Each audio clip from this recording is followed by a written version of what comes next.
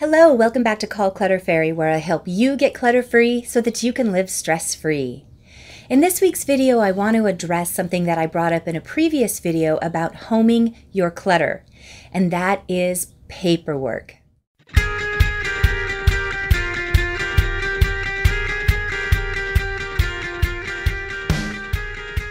If you're new to my channel, please make sure to click the subscribe button. Also, leave me a comment and let me know if there's something that I can address for you. With paperwork, it's one of those things you just can't get away from. There's always something coming in that needs to be addressed, paid, filed. Maybe it's a memento that you want to keep somewhere. It is not the easiest thing to stay on top of. So I want to show you some of my ways to stay on top of my paperwork, keep it whittled down, and keep it from overwhelming. So let's start.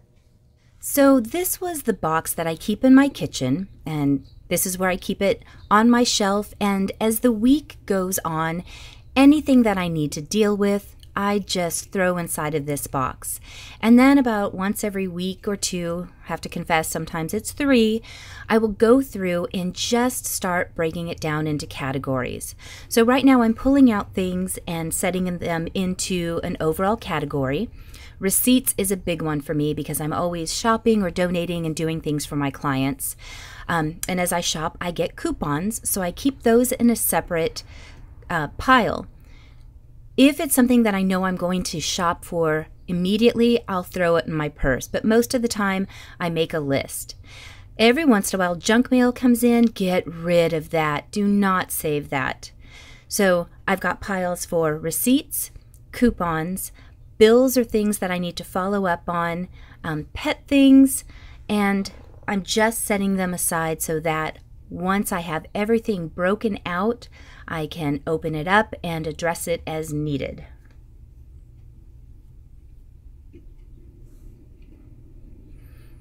Here I've got bills I need to pay. This is paperwork for my kids that I don't need to necessarily keep, but I might want to reference it, so I'm going to throw it into their school file. And boy, that paperwork from school just never ends, does it?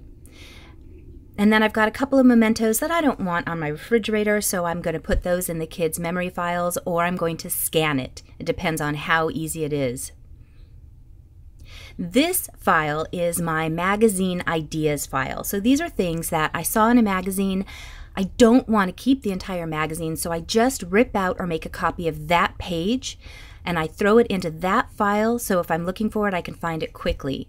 You can put these other file folders in to keep your receipts more neatly organized and your bills. For me, I just don't have that much paperwork, so I literally just throw it all in. But the ideas one is one that I only purge and go through about once every other month. So I'm just about at the end of this. Again, this is 2.5 weeks worth, so the receipts are pretty excessive, but everything else I do on bill pay. So what I'm doing with my bills is verifying that the last payment went through, that nothing's changed with my account. Once I verify that, I'm actually going to shred them. I only keep a few of my statements, but you guys, you can see that took 2 minutes and 40 seconds to go through all of that paperwork. So here's the pile of the things that I need to verify and then shred or file. I have my coupons, which I'm going to go ahead and go with the weekly flyer and see if there's anything I want to shop for.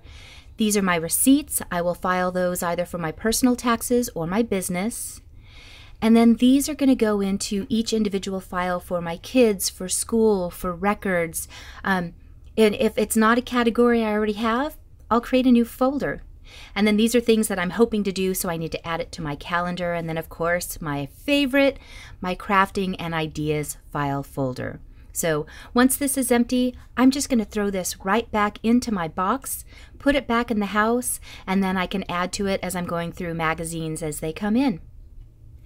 And that is how I sort. So let's start on the next step.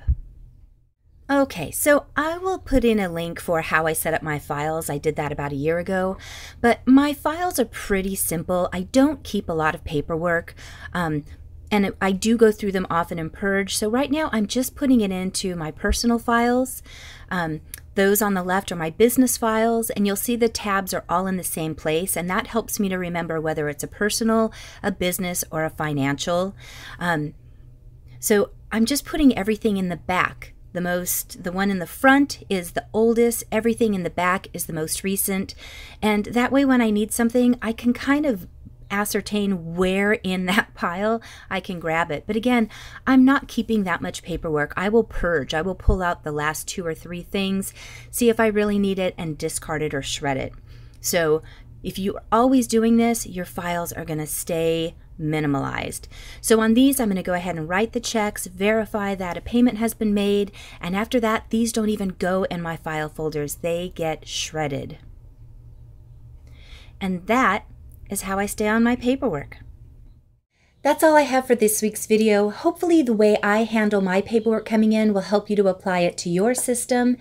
Please, again, make sure to click the like button and subscribe. Also click that notification button so that you're always alerted to my weekly videos. See you next week.